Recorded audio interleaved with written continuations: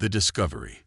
The message arrived on a quiet Tuesday morning, transmitted through every electronic device on Earth simultaneously. Ambassador Chen Wei stood in the UN General Assembly, her tablet displaying the same alien script that had appeared on billions of screens worldwide. As humanity's leading xenolinguist, she didn't need the hastily assembled translation software to understand its dire implications.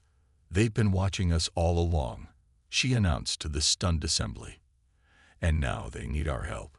The Galactic Federation's message was both a confession and a plea. For 3,000 years, they had maintained a quarantine around Earth's solar system, redirecting passing ships and masking their presence from humanity's increasingly sophisticated detection systems. Their reason? Fear. Not of human aggression or violence, but of human unpredictability. "Your species," the message read, "develops in quantum leaps rather than linear progression. You mastered atomic energy mere decades after discovering electricity. You went from primitive flight to landing on your moon in a single human lifetime. Your theoretical physics papers routinely break our predictive models. You are, in the galaxy's view, an unstable element." Admiral Sarah Patel, head of Earth's newly formed Extraterrestrial Response Division, couldn't suppress a bitter laugh. "So they've been the galactic equivalent of helicopter parents, keeping us in a playpen while the adults ran the universe."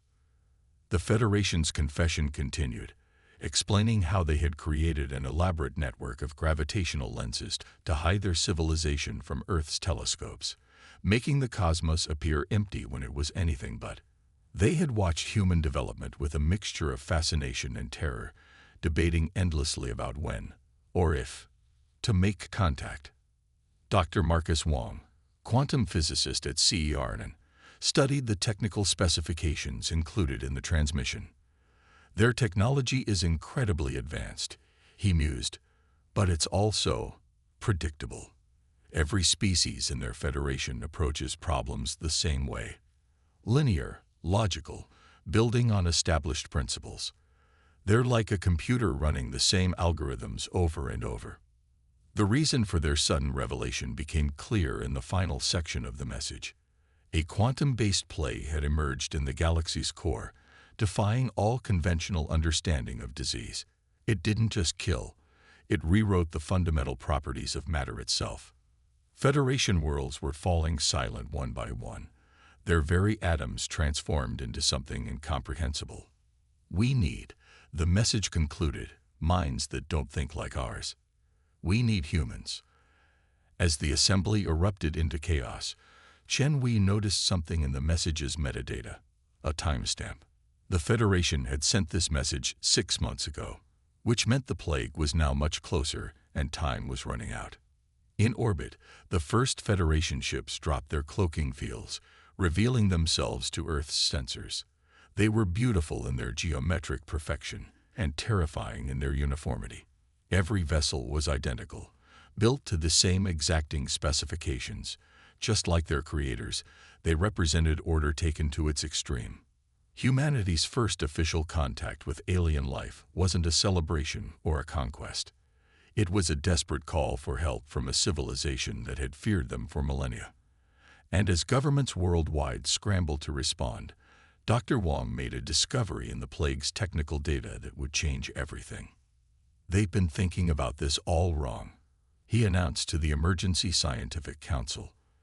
"They see the plague as a disease, but it's not. It's chaos incarnate, and who better to understand chaos than the species that thrives in it?"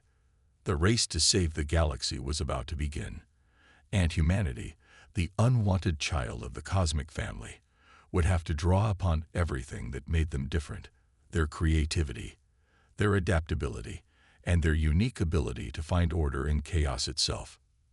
The challenge. The quantum plague defied everything the Federation knew about physics. Dr. Wong stood before a holographic display in the hastily assembled Human Federation Joint Research Center, watching as simulated matter twisted itself into impossible configurations. Around him, alien scientists from a dozen worlds monitored their own displays, their expressions ranging from confusion to despair. "Look at how you're all approaching this," Wang said, gesturing at their workstations. Each of you is trying to find a pattern, a logical progression. But this plague, it's like jazz. High scientist Corel, a crystalline being from the Rigel system, shifted their facets in confusion. What is jazz? Music where the point isn't to follow a strict pattern, but to improvise, to find beauty in the unexpected. Wang pulled up Earth's historical data on quantum mechanics. When we first discovered quantum physics, we tried to force it into classical models. It nearly drove Einstein mad. Then we embraced the uncertainty, the superposition of states, the sheer weirdness of it all. Admiral Patel, who had been quietly observing from the corner, stepped forward. The Federation has been watching us break rules you didn't even know could be broken. Maybe that's exactly what we need right now. The Federation's approach to the plague had been methodical: quarantine infected systems, study the progression, attempt to develop countermeasures. But the plague seemed to adapt to every strategy, as if it was learning from their very attempts to fight it. 3 more systems had fallen silent in the past week alone. Dr. Chen Wei, working with the linguistic patterns in the plague's quantum signature, made a startling discovery. It's not random, she announced one morning. The plague's effects, they're like a language. Not a linear one like the Federation uses, but something more akin to human poetry or music. It's not just destroying matter, it's rewriting reality itself. The Federation scientists were skeptical, but humans had long ago learned to trust Chen's intuition about patterns in seemingly random data. She had, after all, decoded the alien message in hours while their computers were still struggling with basic syntax. Wang's team began approaching the plague not as a disease to be cured, but as a conversation to be joined. They built quantum computers that didn't try to impose order on chaos, but rather danced with it, following its lead while subtly influencing its direction. It was like teaching a hurricane to waltz. The breakthrough came from an unexpected source: a graduate student who spent her free time playing jazz piano. In music, she explained to the assembled scientists, sometimes you don't fight the discord. You embrace it, build on it, transform it into something new. What if we did the same thing with the plague? The Federation representatives were horrified. You propose to harmonize with the force destroying our worlds. Exactly, Wang said, his eyes lighting up. Instead of trying to stop it, we ride it.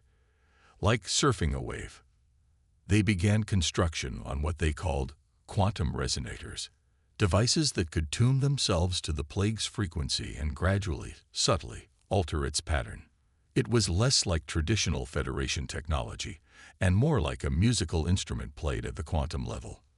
But as the first tests showed promise, a new challenge emerged. The plague wasn't just changing matter, it was changing space itself. The Federation's neat, orderly map of the galaxy was becoming increasingly unreliable as spatial dimensions themselves began to fluctuate. Space is jazz now too, Wang announced with a grim smile. Good thing humans have plenty of experience getting lost and finding our way again.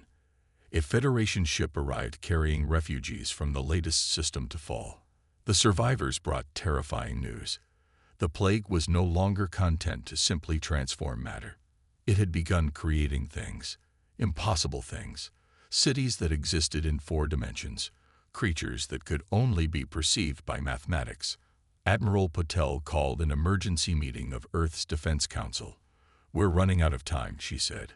The plague will reach Earth in less than a month. We need to move from theory to action.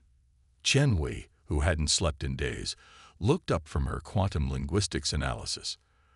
The plague isn't just changing reality, she said. It's trying to tell us something.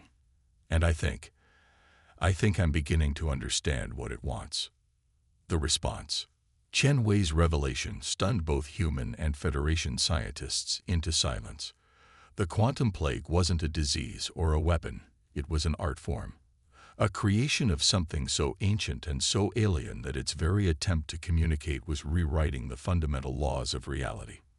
It's like a child finger painting with the fabric of space-time, she explained, her hands moving as if conducting an invisible orchestra. It doesn't understand that its art is destroying our form of existence. It's trying to make something beautiful. Admiral Patel leaned forward in her chair. Are you saying we're dealing with an artist who doesn't realize it's killing its audience? More like we're primitive microbes living on a canvas where a cosmic being is trying to paint, Dr. Wong interjected. Our very concept of killing might be meaningless to it. But Chen's insight gives us something we didn't have before, a way to communicate. The Federation representatives were struggling to process this perspective. High Scientist Corell's crystalline form flickered with agitation. How does knowing it's an artist help us? We don't stop it, Chen said simply. We collaborate with it. The plan that emerged was either brilliant or insane, depending on who you asked. Humanity would build what they called a quantum art gallery, a contained space where the plague could create without destroying existing reality. But more than that, they would attempt to teach it new forms of expression. Dr. Wong's team worked around the clock, combining Federation technology with human theoretical physics in ways that made the alien scientists deeply uncomfortable. They were building something that was part particle accelerator, part musical instrument, and part dream machine. Think of it like teaching a new art student, Chen explained to the Federation Council. First, you show them the basic tools, then you introduce new techniques, and finally you guide them toward creating something that doesn't destroy the studio. The Federation's response was predictably skeptical. You want to give an entity that has destroyed 12 star systems access to even more sophisticated ways to manipulate reality. No, Admiral Patel corrected. We want to show it that there are better canvases than occupied spacetime. The construction of the quantum gallery pushed human ingenuity to its limits. They had to create a space that existed partially outside normal reality, a bubble of possibility where the laws of physics were more suggestions than rules. Federation engineers watched in horror as humans casually violated what they considered immutable universal constants. The thing about constants, Wong explained to a particularly distressed alien scientist, is that they're only constant until they're not. Humanity's greatest discoveries often came from asking, what if this fundamental truth isn't so fundamental after all? As the plague drew closer, they detected something new in its behavior. It was changing course, showing interest in the strange quantum signals emanating from Earth. The gallery was acting like a beacon, drawing the artist toward its new studio. Chen Wei worked tirelessly to refine the communication protocols. We're not just building a space for it to create, she explained during a crucial briefing. We're building a universal translator for art itself, a way to show it that there's beauty in preservation as well as transformation. But not everyone was convinced. A faction within both human and Federation leadership argued for a more aggressive approach. They had managed to reverse engineer some aspects of the plague's reality warping abilities. Why not use those as weapons? Because, Chen argued passionately, you can't shoot your way out of a conversation. This entity isn't malicious. It's curious. It's creative. In many ways, it's more like humanity than the Federation. It breaks rules to make something new. The day of first contact approached. The quantum gallery was ready, a masterpiece of human engineering and Federation technology, powered by principles that neither fully understood. They had created an impossible space where creation and destruction could coexist without threatening the broader universe. As the plague entered the solar system, humanity held its breath. Everything depended on whether an entity that painted with quantum forces could appreciate the gallery they had built for it, whether the most alien artist imaginable could understand the value of collaboration over raw creation. Admiral Patel stood in the control room, watching as reality itself began to ripple around their creation. Well, she said with a wry smile, time to find out if humanity's greatest talent is surviving the impossible or teaching it how to dance. The implementation. The quantum plague entered the solar system like a cascade of broken rainbows, reality fracturing in its wake. Federation ships retreated to safe distances, but the human vessels held their positions around the quantum gallery. They had built it at the orbit of Jupiter, far enough from Earth to provide a safety margin, close enough to maintain control. "Contact in 5 minutes," announced the AI monitoring system. Dr. Wong watched the readings with a mixture of fear and fascination. The plague's quantum signatures were unlike anything they'd seen before, more complex, more deliberate. It was like watching a master painter approach a fresh canvas. Chen Wei stood before the quantum communications array, her hands hovering over the controls they'd designed based on her insights. "Remember," she said to the assembled teams, "we're not just showing it a new space to create. We're trying to teach it a new way to see." The gallery itself was a marvel of human Federation collaboration. It existed in a bubble of carefully controlled chaos, where reality could be rewritten without affecting the surrounding space-time. The walls were made of pure possibility, maintained by technologies that the Federation had deemed theoretically impossible 6 months ago. First contact wasn't the catastrophic collision they'd feared. The plague approached the gallery cautiously, its reality warping effects diminishing as it examined the structure. Through the quantum sensors, they could see it testing the boundaries, like a curious child discovering a new toy. "It's learning," Chen whispered. The plague's attempts to rewrite reality were becoming more focused, more controlled. It began to interact with the gallery's outer layers, and for the first time, they saw its creative process in action. What emerged defied description in any human or Federation language. Structures that existed in 5 dimensions, colors that could only be perceived mathematically, forms that changed the past by existing in the present. But unlike its previous creations, these were contained within the gallery's quantum boundaries. Admiral Patel watched the displays with growing hope. "It's working. It's actually working." Then something went wrong. The plague began to push against the gallery's constraints, not aggressively, but with increasing intensity. Warning signals flared across every monitor. "The containment fields are failing," one of the Federation scientists announced, their vocal patterns sharp with panic. "The gallery can't handle this level of quantum manipulation." But Wong was smiling. "No," he said, "look closer. It's not trying to break out. It's trying to expand the canvas." Chen's fingers flew over the communications array. "Then let's give it more space to work with." She began implementing a protocol they designed but never expected to use, extending the gallery's quantum boundaries while maintaining its isolation from normal space-time. The next few hours were a desperate dance between human ingenuity and cosmic creativity. Every time the plague pushed the boundaries, they adapted, channeling its creative force in new directions. Federation scientists watched in amazement as humans repeatedly rewrote their own rules to accommodate the impossible. "This is why we needed you," High Scientist Carell admitted to Wong during a brief respite. "We would have tried to force it to follow our rules. You teach it to make better rules." The breakthrough came unexpectedly. As Chen monitored the quantum communications, she noticed a change in the plague's creative patterns. It wasn't just making new things anymore. It was starting to incorporate existing elements into its work. The gallery itself was becoming part of its art. "It's learning conservation," she announced excitedly. "It's discovering that transformation doesn't have to mean destruction." The plague's creations became more intricate, more integrated with normal space-time. It began to experiment with ways to express itself that didn't require rewriting the fundamental laws of physics. The gallery transformed into something beyond either human or Federation understanding, a space where impossibility and reality could coexist. Admiral Patel ordered the evacuation of all non-essential personnel, but she and the core team remained. They were witnessing something unprecedented, the birth of a new form of art, one that could reshape the universe without destroying it.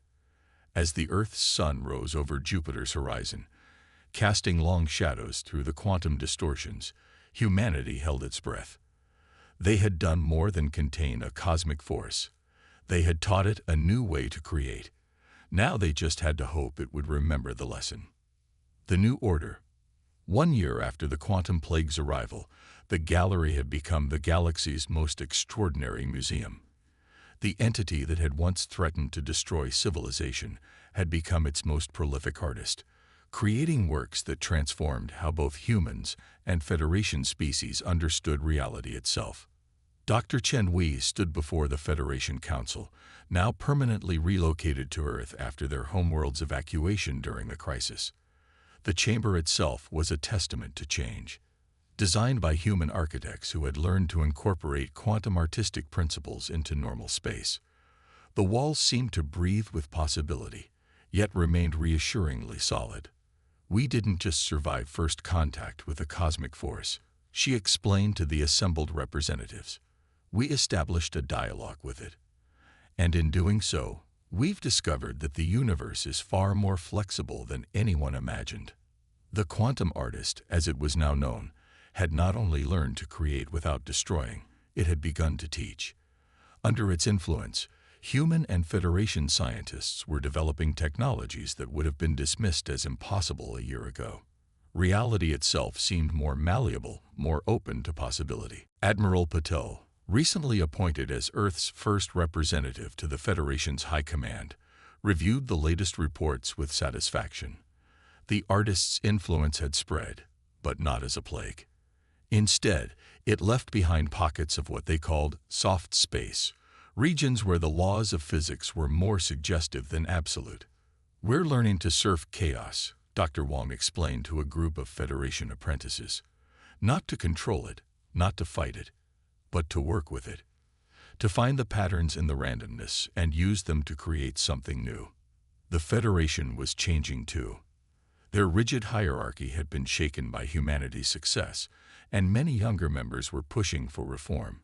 They had seen how humanity's chaotic approach, their willingness to break rules and remake them, had saved them all. "Your species," High Scientist Carell admitted during a private meeting, "has taught us that order and chaos are not opposites, but partners in a dance we never knew existed." The quantum gallery had expanded, becoming a network of creative spaces stretching across the galaxy. In these specially maintained zones, reality itself could be reshaped safely, allowing for experiments and artistic expressions that pushed the boundaries of what was possible. But perhaps the most profound change was in how the galaxy's civilizations viewed themselves. The Federation had maintained power through rigid control and predictability. Now they were learning to embrace uncertainty, to see chaos not as a threat, but as an opportunity for growth. Chen Wei's linguistic insights had opened new channels of communication, not just with the quantum artist, but between all species. They discovered that what they had thought was a plague was actually just one of many cosmic entities, each expressing themselves in different ways through the fabric of reality. "We were never alone," she told a class of young xenolinguists. "We just didn't know how to hear the universe's songs." As Earth prepared to host the first Galactic Creative Congress, Admiral Patel reflected on how far they had come. Humanity, once quarantined for their unpredictability, was now teaching the galaxy how to dance with chaos itself.